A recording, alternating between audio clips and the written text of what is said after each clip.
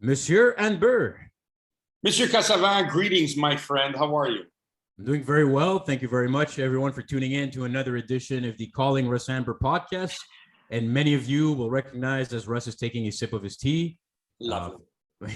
Is that still your Irish tea, Belfast? Yeah. It's the one I brought back from Ireland. There we go. I still miss Belfast. Yeah, those of you who missed last week's podcast about judging and the McConlin fight that Russ attended in Belfast and, of course, was in the corner, you can check that out. You can check out all previous episodes and guests. And one of our regular guests is with us again this evening, fresh off a trip to Mexico looking tan, is Iceman John Scully. How you doing, Scully? I'm looking burnt. That's what I'm doing. There you go. So look, we have that cheap ass white skin that's getting all red. Yes. Good weather, I imagine, though, in Mexico. Listen, this is the result of 2 hours in one, just on Monday. I was burnt on Monday, and I spent the rest of the time in the shade. It was, and the problem with being white is you don't realize you're getting burnt until way after it happens.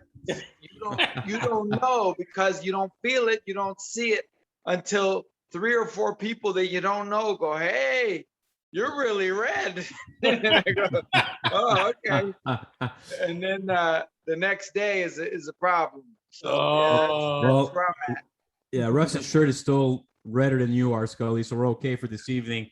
And there's going to be a lot of topics to get to. We're going to get to some news regarding Canelo. He finally has a fight. It's signed. Caleb Plant, we'll get to that a bit later on. Pacquiao, his return to the ring, but not against Errol Spence. Still, though, against a top fighter in Ugas at 147 pounds. We'll get to some news by Mike Coppinger of ESPN reporting about Artur Beterbiev that, of course, I believe both men here will be very interested to hear.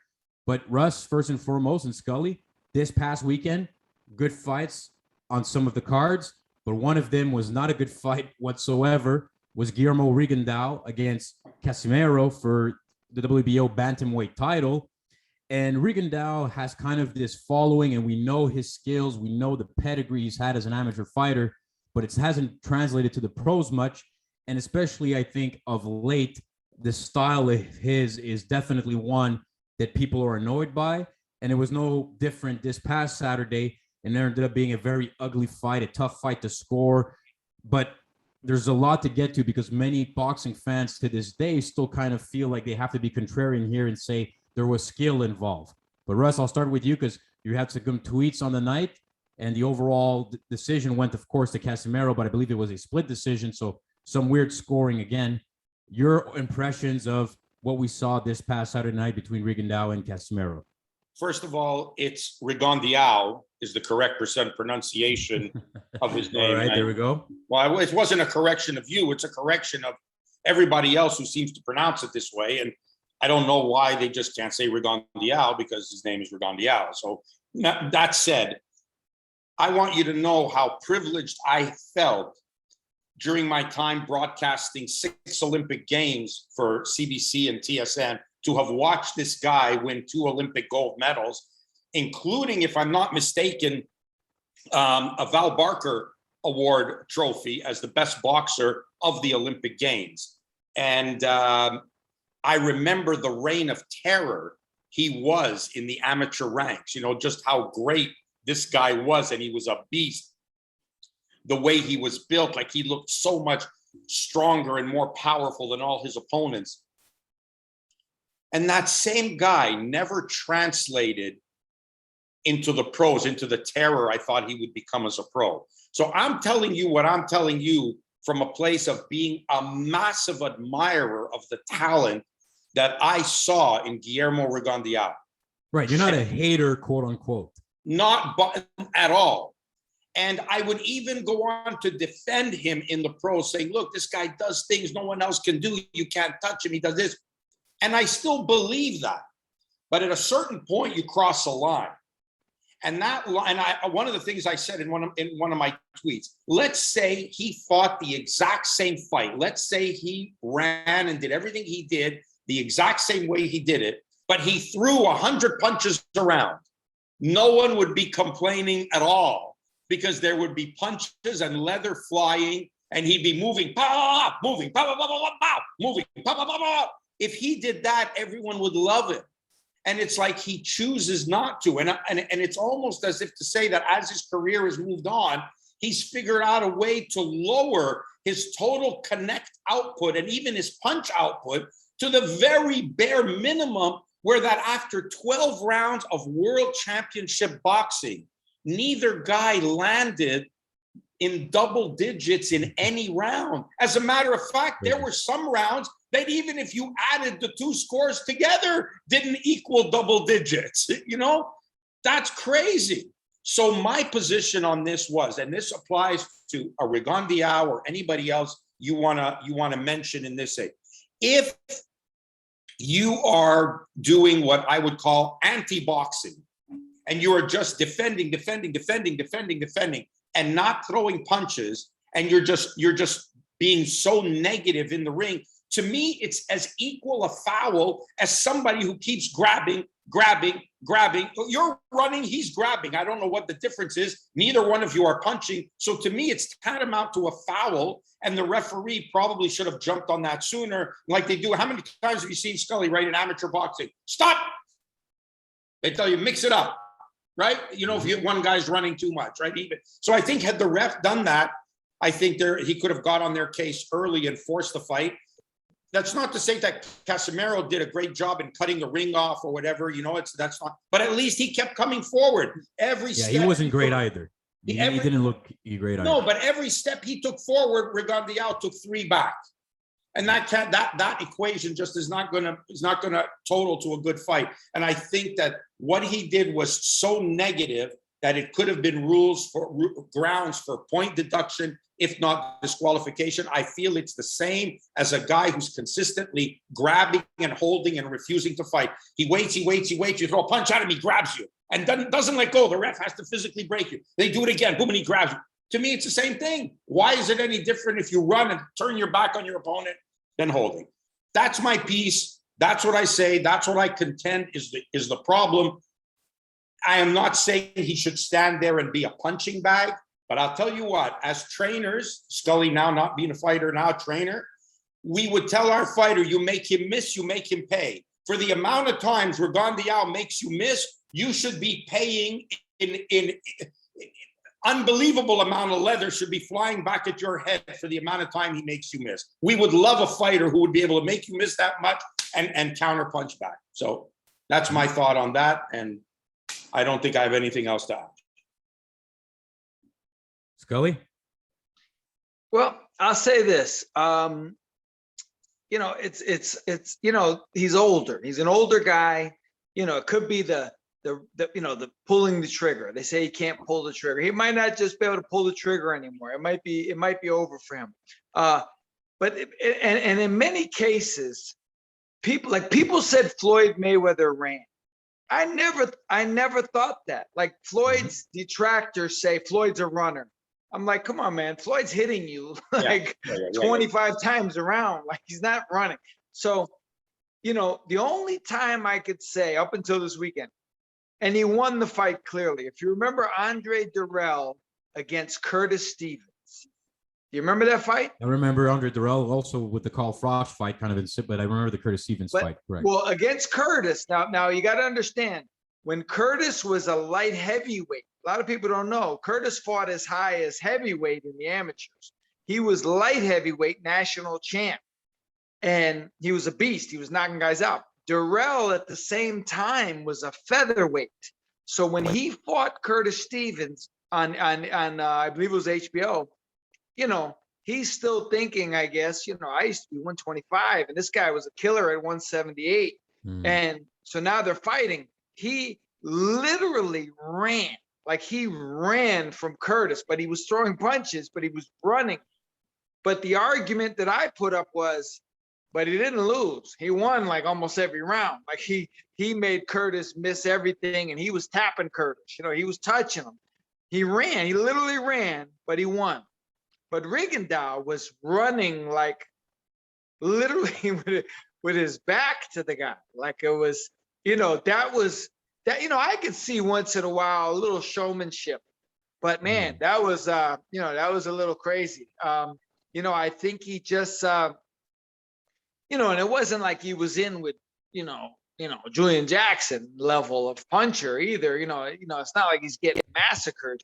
I think he just, he's older, and I think he just didn't feel it. I think the best thing he could do was try and shake his legs out and try and get sometimes guys move, and I noticed this, like, as a boxer, sometimes I would get on my toes and try to bounce and try to get a rhythm going.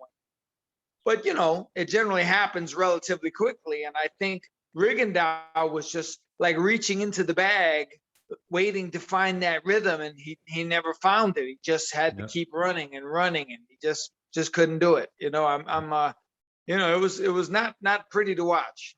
Yeah, and the frustrating part is that when he timed him with his left hand, he had that counter shot, and he has some ability, but he was completely unapologetic after the fight in the interview, not caring at all, just saying this is what it is. This is boxing. Here's my take on the people out there on Twitter who thought he got robbed and this is beautiful and all this. This is the problem I have.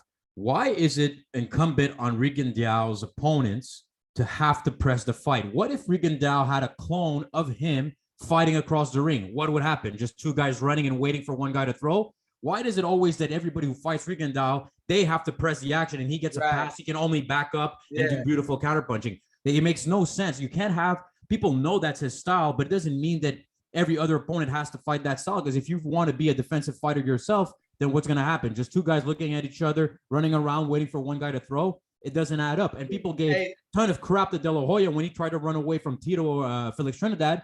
For 3 rounds. For 3 rounds. And Rigondeaux for 12. It's beautiful. It's like sometimes boxing Twitter is too out there of wanting to be contrarian for the sake of saying, hey, this is nicer. They want to just be opposite of the consensus. I just don't believe if it was a case of Casimero not wanting to fight, waiting, but that wasn't the case. You watch him for 3 minutes of every round. He was just walking to the guy. I mean, like, it was almost as if he knew there wasn't even going to be anything coming back at him. He just walked to him. And there was nothing. And the guy was there to be hit. That's what's the most frustrating. But I think what's worse, Matthew, than what you said about the Twitter people is because they're kind of irrelevant, really. They're just people on the keyboard warriors saying what they have to say. What's more dangerous is Tim Cheatham gave the fight to Rigondeaux. You're supposed to be a professional boxing judge. And on what grounds did you sit there, listen to the boo birds from round 1, watch one guy walk another guy all around the ring, watch another guy not throw any punches, and then at the end of the round, you wrote 10-9 for the guy that was running away? Like, that's a problem. That's a serious, serious problem. It's not like there was a punch output. What were you watching to count? I mean, was it so simple that you... Yeah, but wait a second, Russ. And Steve Farhood, which I have a tremendous amount of respect and usually delivers excellent unofficial scorecards, he gave a ton of rounds to Rigondeaux as well. Yeah, Ridiculous. Like, it was so bad, they were almost trying to give him rounds to justify that there was a fight happening because Mauro was to say, they were trying to say, okay, is something going on? But it was almost like they were telling you, you're watching a snooze fest. We're going to say something crazy just to keep you awake. But it didn't make sense. And I'm thinking, guys, this isn't good. This isn't professional that you're doing that. And as a professional judge, knowing what aggression, and of course there's aggression and effective aggressiveness. Okay, he wasn't effective, but he was aggressive. You couldn't give the points to the other guy just because his aggressiveness wasn't effective if the other guy's not throwing punches. So none of this made sense. And when I heard split decision, I thought the worst thing is going to happen here. If they give this to Rigondeaux, that's going to be a disaster. And well, thank God they didn't. So can I tell you just a quick kind of relevant story about something that happened to me similar? Sure. Go ahead. Okay. Go ahead. My second fight ever. Now, you know how the Junior Olympics always was, where in the Junior Olympics, hypothetically, you could have no fights, but if you're in a tournament and you draw a guy who has 300 fights, you have to fight him. They didn't have novice Junior Olympic back in those days. So I won the state title by walkover, so I didn't have to fight. So I had no fights. So I went to the regionals with no fights under my belt. The first day I fight a guy who probably was brand new like I was, and I stopped him in the first round. So going into the finals of the regional tournament, I had one fight, which was the day before. I'm fighting William Moore, who was heading to his third national tournament as Region 1 champion. He was sparring with Mark Breland at the time. Like, he was one of Mark's sparring partners at Bed-Stuy. I have one fight, and it was the day before. He had two fights before we fought in that tournament, and I never forget it to this day. He beat this kid up so bad at age 15 that the kid, like, his face was just completely black and blue. And I remember William Moore in the audience the next day, and he had sunglasses. He reminded me of Mr. T in Rocky. He had sunglasses on. He was so smooth and so cool. And I'm like, man, this guy's a wrecking machine. And one of my friends from New York, they used to call him Mr. D. And he's like, you know who you're fighting, right? Like, you're fighting William Moore. Like, he spars with Breland. And Breland at the time was #1 in the world, a killer. And I'm like, what? I go, so I fight him. Now this is literally the fight that told me, it turned out to be a positive experience in a sense. It told me that I knew how to survive. I knew how to box. And I was on my toes, and this kid did not hit me at all. And he was literally trying to decapitate me so bad that after the fight, he went in the dressing room and he was smashing the lockers with his bare fists because he was so mad that he couldn't kill me. But here's what happened. In the third round, the referee stopped the action. He called us both to the center of the ring, and he's like, come on, guys, come on. We got to give the fans some action. And I literally had one fight, and I tapped him on the shoulder. I laughed, and I went, okay, ref. And I just got right back on my bike, because I said, listen, I know I'm only 15 years old. I know I'm new to this, but I'm not getting killed by William Moore because for your ref wants to entertainment. see it. Yeah. Right. But it's the amateur, Scully, right? Yeah. So I came through. So I lost the decision. I was the runner-up in the regionals.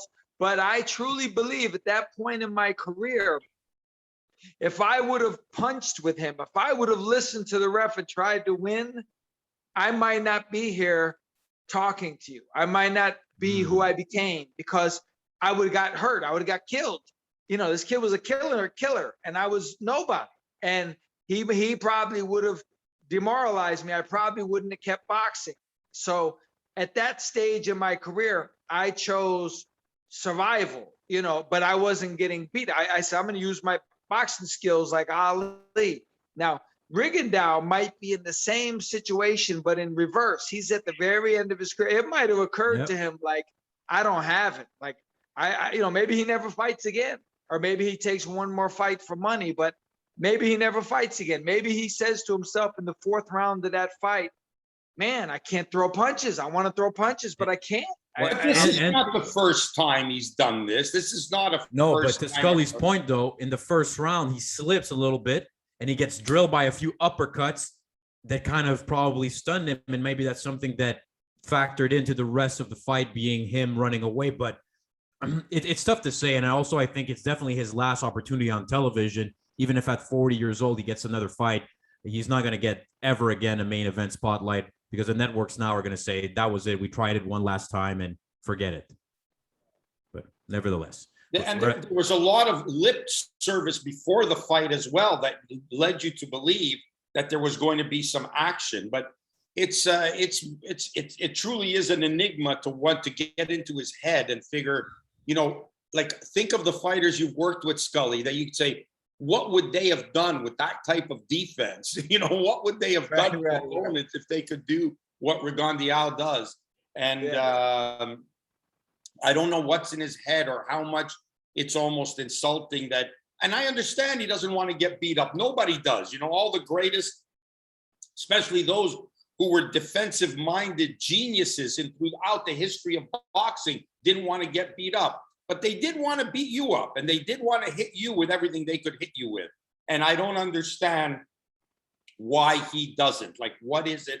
And I think the one thing that this plays to, and I don't want to hear about size difference or whatever, it just goes to show how great Lomachenko was, because he didn't run from Lomachenko, and Lomachenko got to him right there. He couldn't run from Lomachenko. Lomachenko got on him, stayed on him to the point where he made him quit in the corner. And I think that's a huge, huge statement that he made. Forget about the size issue. You know, he wasn't able to do that to Lomachenko. It's a great point. Great point. Looks even better in hindsight, that victory, as time goes along. Sure. All right, there's a lot to get to. I want to get to the Canelo news first before we preview Pacquiao's fight this weekend. Just a few hours ago, at the time we're recording this, Canelo, it's announced it's officially Caleb Plant. It was supposed to be Caleb Plant a few months ago. Then it didn't look like that was going to happen. It might have been Dimitri Bivol. Now Canelo was supposed to fight September. He's fighting November 6th in Vegas against Caleb Plant to kind of solidify all 168-pound belts, clean the division. That would be the goal for Canelo. But now Caleb Plant's going to have a lot of time to prepare for Canelo. More so, Russ, we talked about this the last few weeks, how many of Canelo's recent opponents had a short camp, short notice. Caleb Plant's going to have a heck of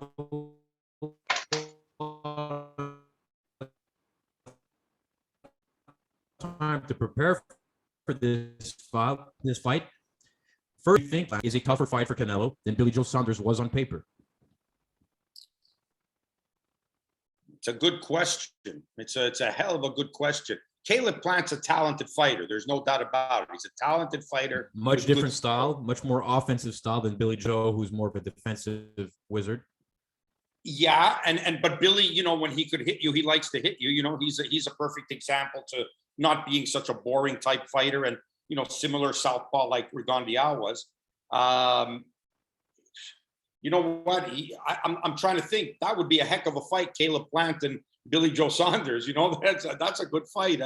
But I just can't, with all due respect to Caleb Plant, you know, as dedicated as he is and the determination he's come forth with to become champion of the world, you know, and without disrespecting him at all, if we're just talking boxing, right? And that's what we're doing. We're talking boxing.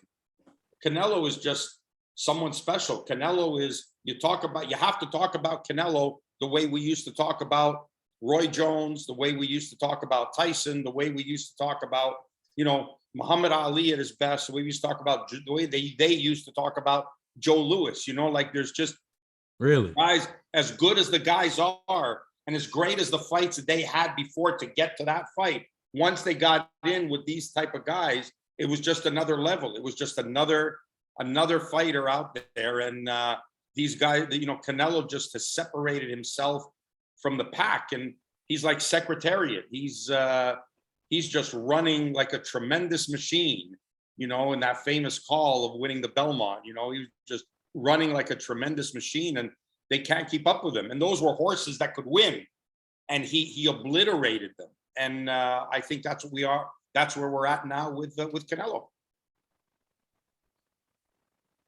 Scully? I agree. No, I mean, Canelo, you know, his improvement. Scully, did you have any first impression?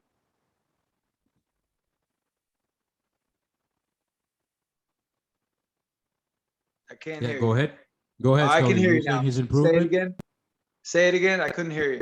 No, you were talking about Canelo's improvement of the last few fights.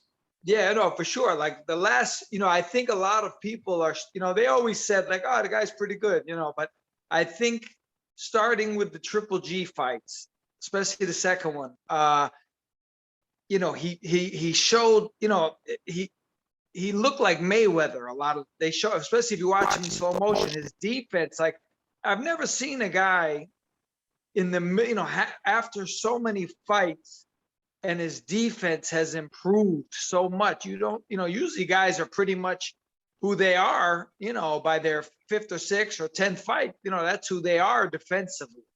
You know, you don't see too many guys who, you know, Pernell Whitaker was a defensive genius in his first fight, pro debut. You know what I mean? Benitez, all these guys. But Canelo, it's almost like out of nowhere, he took a magic pill and guys can't hit him. He's like rolling with punches, and now he's countering off them. And, you know, he's really, really something to watch. And I I've grown to really respect him and appreciate the little things that he does, because you have to watch him in slow motion to really see. It's kind of like with Andre Ward. I remember watching Andre Ward, and they showed a slow motion clip of him blocking, ducking, and countering. It was against Sullivan Barrera. He countered Sullivan Barrera, and they showed it in slow motion. And it looked so picture perfect masterpiece. And I'm like, man, when you watch it in fast motion, you may not catch it. But when you watch it in slow motion, you realize how great Andre Ward is. And that's what's going on with Canelo. When you see him making these guys miss by an inch, and then he's countering, just blasting them with return fire, it's really, really the essence of boxing. It's impressive to watch. It's funny. It's funny you mentioned Andre Ward, because during Ward's reign and being the number one pound for pound guy when he was the 168-pound king, and he was really something special coming off the Olympics. I remember being on TV saying he's the most complete fighter in boxing. He can do everything: right-handed, southpaw, inside, outside, do it all. If you knocked one thing, it's that he wasn't a debilitating puncher. That's the only thing. That's the only negative thing you said. And the next time I used that phrase was on Canelo, saying that he's a complete fighter. He can do everything.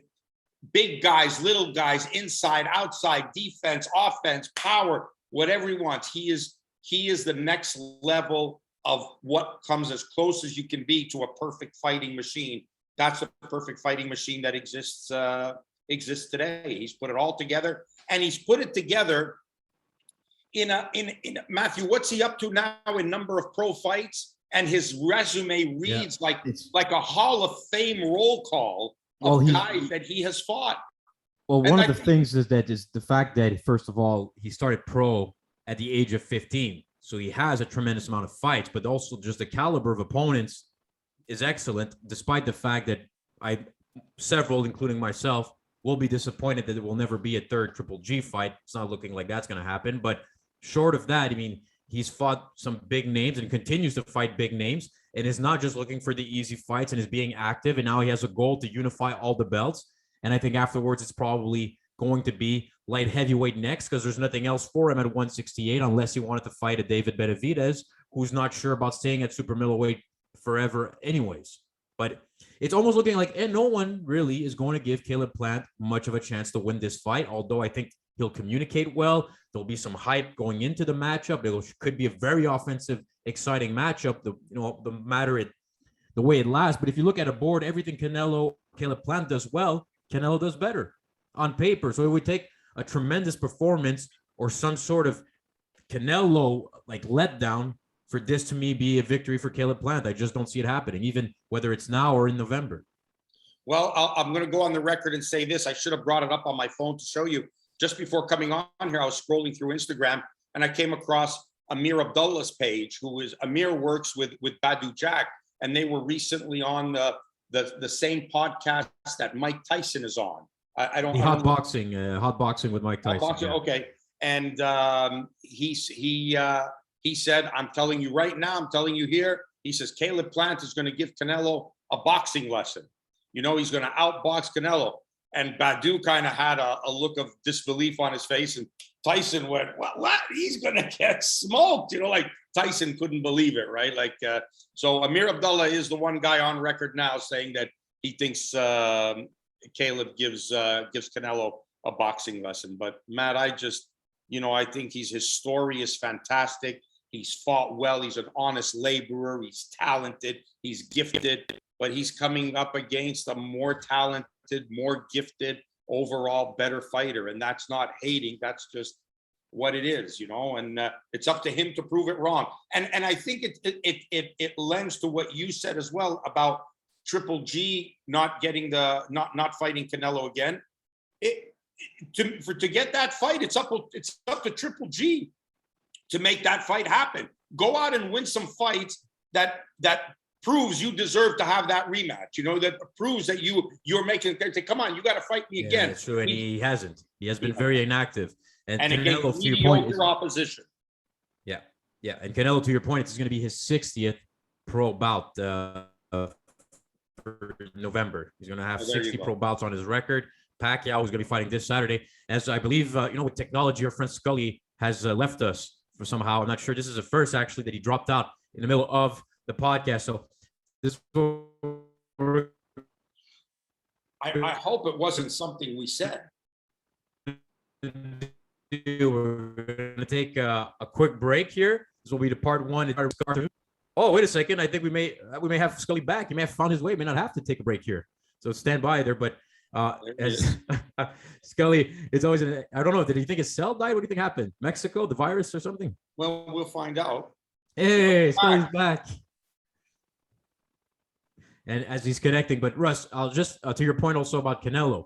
What do you like? Do you think for him being the fact that he's still theoretically in his prime? I think he's only 31 years of age. Like he could be dominating for another 4 or 5 years if he chooses to be in the mix and continue to train the way he does, continue to be active. But the one fight people I think would love to see at one point is the guy you guys work with, Artur Beterbiev, and we've talked plenty about that, and hopefully it happens down the road. So Scully, just we were saying their final thoughts on Canelo being active the way he is. Is it hard to see him not dominate these next fights, or at least the next few years? It's going to take probably your guy at 175, Artur, to really maybe get people doubting Canelo's ability to win a fight.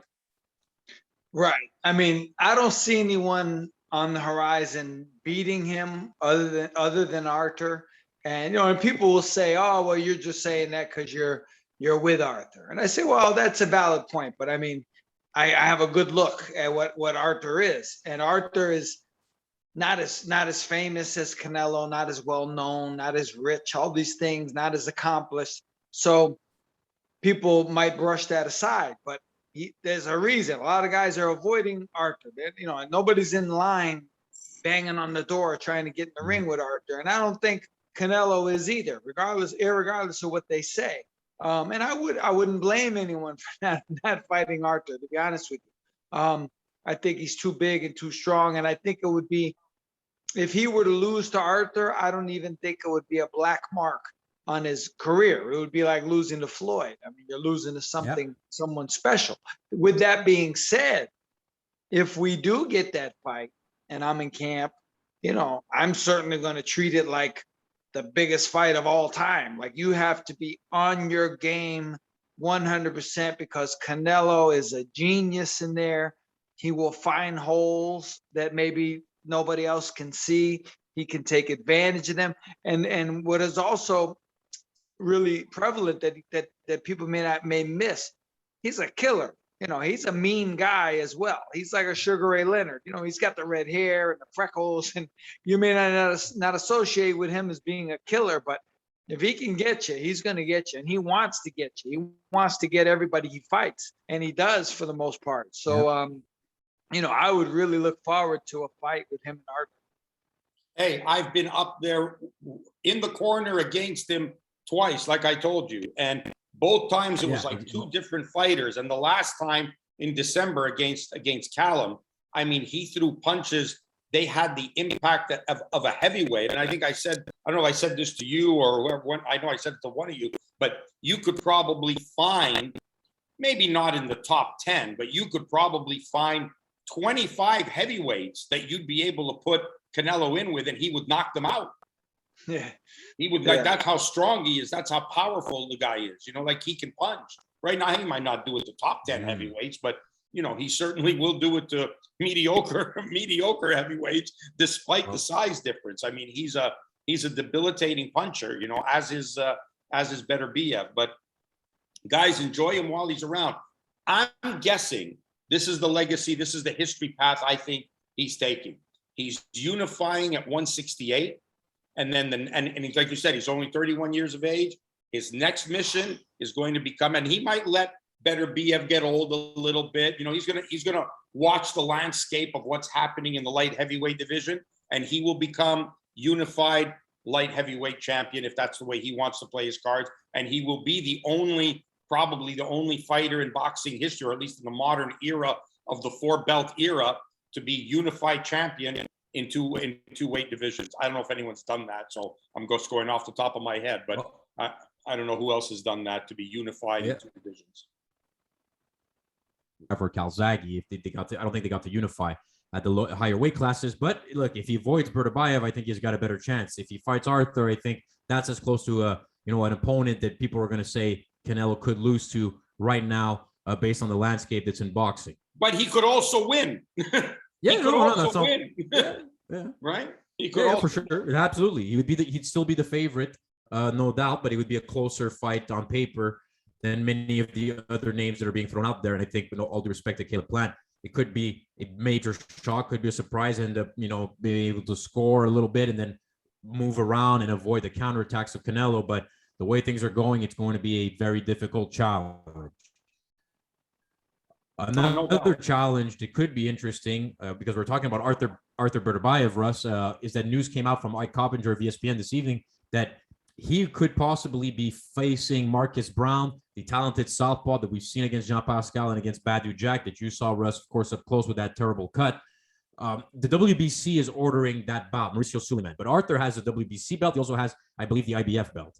So he's not necessarily in a position to have to face that fight or right away. We'll see what happens. But if that fight were to take place, what are your thoughts about a possible matchup for Artur against a southpaw talented guy in Marcus Browne, who's a legit top 10 light heavyweight, but maybe has avoided the big significant win at this point of his career? Before I answer that, let me just put a question out there to you guys. How do you make a guy mandatory for a shot at the undefeated light heavyweight champion of the world, coming off a loss to Jean Pascal in which you were dropped 3 times in the fight, and your next win was against a 74-year-old Denis Grachev in your comeback fight, and that qualifies you to fight for the light heavyweight championship of the world as a mandatory? Like, you should give Mauricio a call. Give Mauricio a call, Russ. No, but I mean, what's wrong about this is there used to be a time when if you lost your bid for a championship of the world fight, man, you had to fight a bunch of guys to get right back up there to be jockey right back into position. This guy didn't just lose; he got obliterated by Jean Pascal, and then beats Denis Grachev in a comeback fight, and that quantifies you to be the number 1 contender, to be the mandatory. Time out here. In terms of obliterated, the knockdowns were there, but if you look at it, was a technical decision because of a head clash that they had to go to the cards. Jean won by 1 point on all 3 cards. Okay. So it wasn't that as if Browne was starting to do better. It wasn't a complete. Okay, he was dropped smashing. 3 times. He was dropped 3 times. Yeah, so was Marquez against Pacquiao in the first fight. In the first round, and came back to win. Yeah, that's what it's not because of knockdowns. It's not. I'm saying I understand where you're going, but a lot of people felt the 12th round distance could have been a much difficult fight. Much more difficult fight for Jean because the tide was turning at the time of the stoppage. Okay, fair enough. So, but it didn't, and that's not what happened. And you lost to Jean Pascal. So on record, you lost to Jean Pascal. So that's right. And as a result of that, you got a comeback fight against Denis Grachev, who at one time was a really good fighter, but certainly not of the caliber anymore to be competing in the with the best in the light heavyweight division, and that earns you a shot at Artur Beterbiev. Like, I don't get it. It's Scully. I don't know what you think, but that just seems crazy to me. It might be an indication that 175 also is not that deep right now. Yeah. There's also that. I don't know, but I was kind of surprised though when I heard that Browne was like at that level still, as far as compared to Artur. It kind of threw me. I didn't expect him to be in that position right now, but I think Artur knocks him out for sure. Either way, so there's always that. But then Arthur's in a bit of a situation at the moment that because Canelo is elected to stay at 168, Dimitri Bivol, Eddie Hearn has plans for him to face Joshua Butazzi at some point, and Butazzi is coming off a win this past weekend, knockout victory. There's not that many options. Joe Smith was the guy that everybody wanted to see, would have been an action fight. Joe Smith elects to go in a different direction towards a path of Danny Jacobs moving up the light heavyweight. So, Scully, you're right when you talk about the deepness of the division. Arthur's kind of in no man's land because I don't think Badou Jack wants that fight at this stage of Badou's career. Could be wrong, but then afterwards, you're looking at guys like maybe Maxim Vlasov, who just gave Joe Smith a heck of a fight. Maybe that's a fight that could have been made even in Russia. Or Sergey Kovalev brings the name and could be the rivalry of the amateur ranks. But Kovalev seems faded and has a ton of outside the ring issues at the moment. So where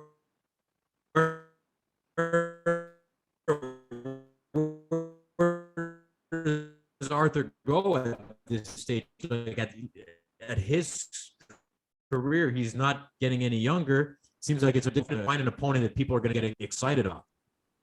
No, rest of you. Do you disagree? No, I'm waiting for Scully to answer. Was that for me or for Scully? Was that for whoever wants to jump in? I don't know if you agree or not. Oh, I thought you said Scully. I thought you were directing this at Scully, so I was waiting for his answer. I was being the polite host.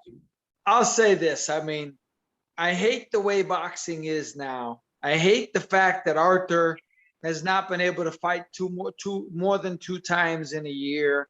I'm at this point, I mean, he should be 3-4 times a year. He should be very busy, and he's not. And and some of it's not his, it's his fault in the respect of getting injured or whatever. But right now he just come off a win months ago.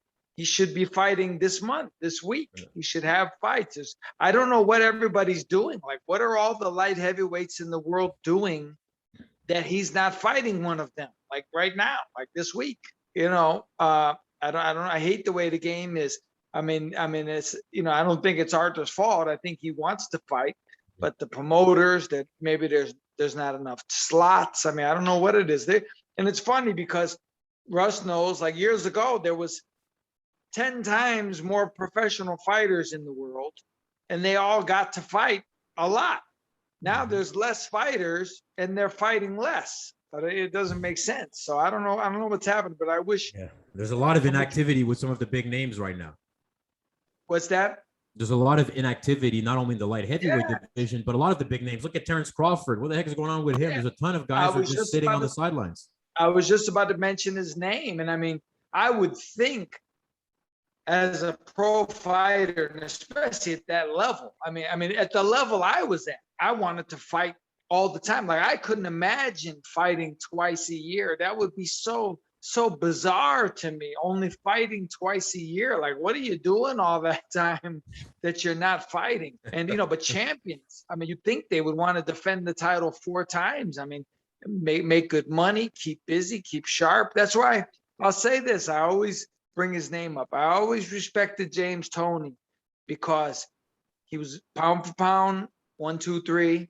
He fought often, and when he didn't have a title fight, he got non-title fights. And he fought tough guys. He fought Ricky Thomas. He fought Danny Garcia. I mean, he fought tough 10-round non-title fights when he couldn't defend the title for whatever reason. Guys don't do that today. They fight once or twice a year, and they do nothing the rest of the time. I don't get it at all. I hate it.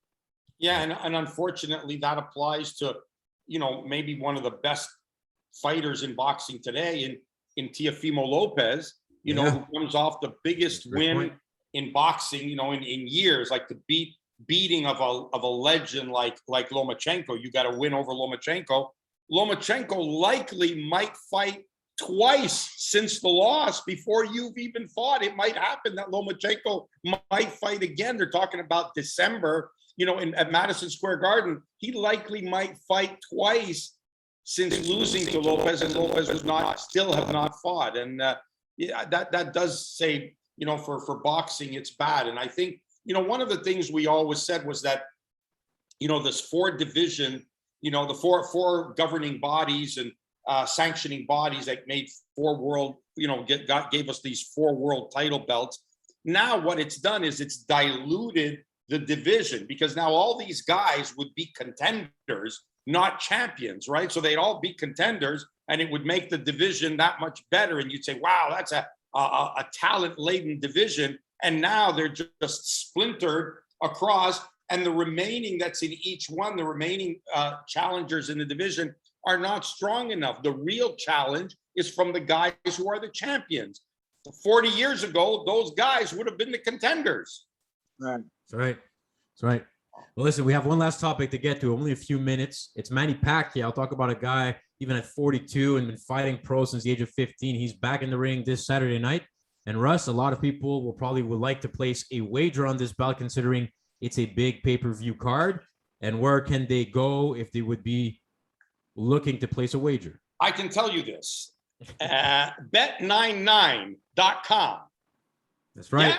That's correct. Right. And you can bet, and I'm not a betting man, but I do know one thing that you've taught me over this time. Even Scully knows this by now, that if you go and bet on Ugas, who's the underdog, right? He's probably the underdog going into the fight. You bet on Ugas, they will match your wager up to $600. If you win, you double it up to $600. So how can you go wrong with that? That's right, Scully, right? Exactly. Well, listen, it's bet99.com. They're Canada's newest online sportsbook and casino. While you're there, be sure to check out the player props, their risk-free live bet bonuses, their bet builder as well. And if you use the code BOXING99, you get, like Russ was saying, the sports welcome offer is a deposit match of 100% up to $600. So use the code BOXING99 to get the sports welcome offer on bet99.com.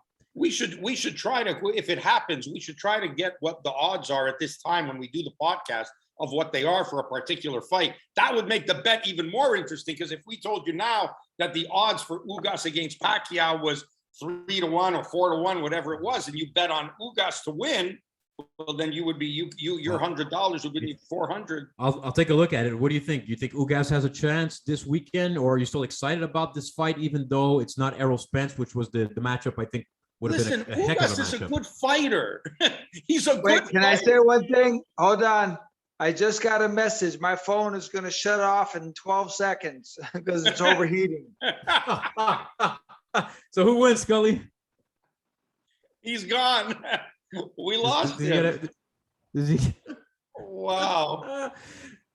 Well, I guess that'll be a cliff. Overheating. How does a phone overheat? They say we'll have to get Scully back. So what do you know what the odds are, Matt? I'll get that in a second, but are you still excited about this fight happening? Yeah, listen, you know what? How can you not be excited about that? I mean, you go from Errol Spence to Ugas. It's like you're fighting another guy that I'm just as good, just as dangerous. You know, it's not like you're fighting the janitor. You know what I mean? The Ugas can fight. Yeah. He's a big guy too, and he can fight. You know, and he's coming up against Pacquiao, but you know, I know Pacquiao's legendary. But you know, Pacquiao's almost a 4-1 favorite. Pacquiao. He's almost a 4-1 favorite right now. On Bet99, he's minus 375. Pacquiao, Ugas is plus 240. So 4-1. That means if you bet $100 on Ugas, you could win 400. No. It's Pacquiao is almost like a 4-1 favorite, but it's minus 375 the line. So essentially, for Ugas is at plus 240.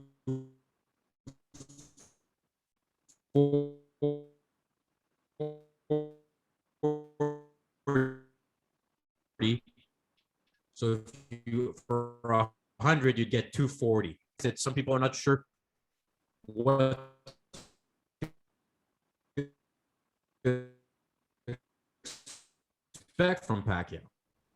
Now, is this your connection that's messing up? Because it seems like every time you're speaking, it's getting messed up. Scully couldn't hear you, and I couldn't get my lesson on gambling right now. So is that on your end or my end? I'm not sure. I guess tonight has not been, we've been pretty good these shows, but I guess tonight something's in the air with the connections, I guess. Scully didn't break up at all coming over, and I don't know if I did or not, but you broke up quite a bit. So I didn't even get a lesson now on how to bet. I don't understand this, you know, plus 240 and plus 375, and I don't understand what that means. Like, I don't get how that works. I remember, you know, 2-1 underdog, 3-1 underdog, 4-1 favorite. Like, I mean, that's how Well, look, if you place, you hear me now? Yeah. You place $100 on Ugas, you get 240 if he wins. Okay. So it means it's good. It's very good. It's very good, but I think it's also fair. Regardless of, I think Pacquiao wins, and I think he's in great shape. He looks to have still the discipline and the energy to fight. I just don't know how long is this going to last. I think ideally he fights this fight. he wins, and then he faces either Crawford or Spence and calls it a night. Okay, let me ask you this. Let's say he does that. Let's say he faces Crawford or Spence and looks spectacular and wins. Do you call it a night? No, but I don't think he would. I don't think he beats either of those guys. Okay, that's what you say, but no, but I mean, you're hypothetical. So let's see one fight at a time for now and enjoy. And I don't know. And again, like you said, Ugas may end the close fight, but I do think you could see something like a 115, 113, 116, 112 card. And I do believe that Pacquiao could knock down Ugas, but to be able to knock somebody out, Pacquiao has one knockout in the last 12 years. So he doesn't necessarily have the finishing power he once had when he was at his prime.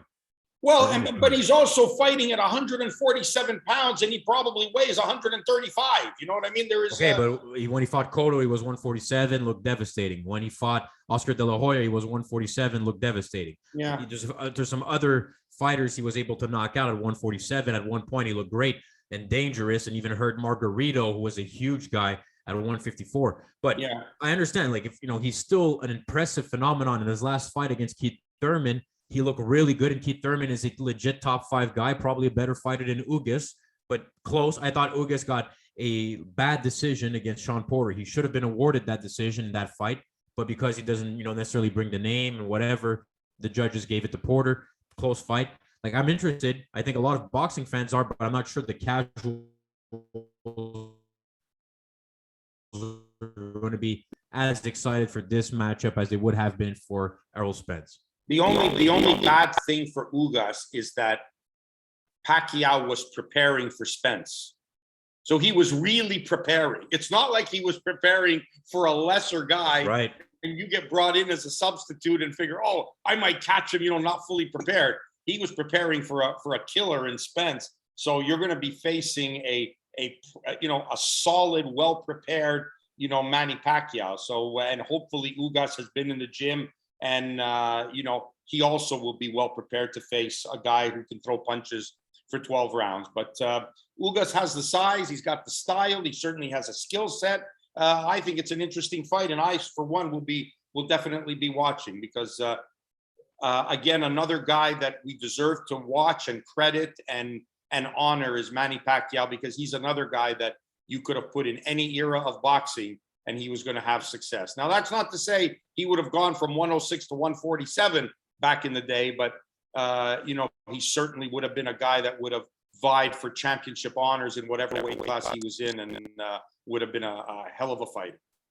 So make sure to tune in. Check out bet99.com if you'd like.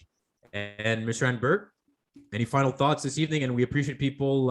Apparently, there was some online. This was one of the first, maybe more technical difficulties. We're going to have to review what's going on here with the IT department. But thank you for bearing with us. For those of you watching on video, the audio version, of course, will be cleaner. Mr. Anber, final thoughts. Final thoughts is right now, your video has just, for whatever reason, is coming clearer now than it was for the whole podcast. So, I can see all your HD imperfections as well, and they're all there. So I don't know what happened, but it's all your shirt is bluer and your cheeks are redder, and you're there much better. Probably Scully. Scully was dragging down the connection of what his Mexico connection. That's it. We're going to blame Scully. We'll blame Scully in his Mexico trip. No, listen. I had my final thought at the start of the show, and I think that that's something that boxing has to look at. But not that there's a pandemic of it, of guys running and not fighting. But we have to treat these kind of fouls for what they are. Grabbing and holding is a foul. Running and not fighting is an equivalent foul, in my opinion. So I said that at the beginning. That's my point. I'm not trying to I'm not saying a guy should sit there and take a beating, for the satisfaction of the public. I've never been a proponent of that. I've never, asked for a fighter to do that. But when you have an opportunity, especially when you're not getting hit, that you can hit your opponent, that's what you're supposed to do. That's why it's a boxing match. So that was my thought at the beginning, and it remains my thought at the end, brother. Fair enough. I agree with it. Thank you, everyone, for tuning in. We'll have some special guests in the coming weeks. We'll be able to recap Pacquiao's fight as well. And there's going to be plenty of news in boxing as we get into the fall lineup, which is always usually very entertaining and a lot happening in the world of the sweet science. Thank you, Mr. Anber. Have a good evening. You got it, brother. See you next week.